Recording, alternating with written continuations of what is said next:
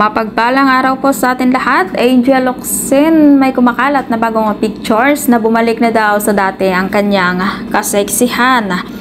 At maraming mga netizens ang nagtatanong at yung tanong ng mga netizens, ito na ba ang latest pictures ni Angel na kumakalat na sexy nga siya? At merong mga nagko-comment na huyo kayo ngayon kay Angel Locsin. At ang dati nga po ang daming nag-body shaming kaya Angel. Kasi nga po dahil nga po nagkasakit siya kaya yun po yung nangyari sa kanyang katawan.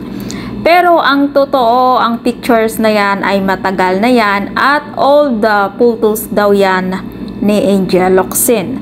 At sa totoo lang, hindi pa rin po lumalabas si Angel Locsin at sana po ay okay po siya. At sa ngayon po ay busy nga po daw si Angel sa gaming.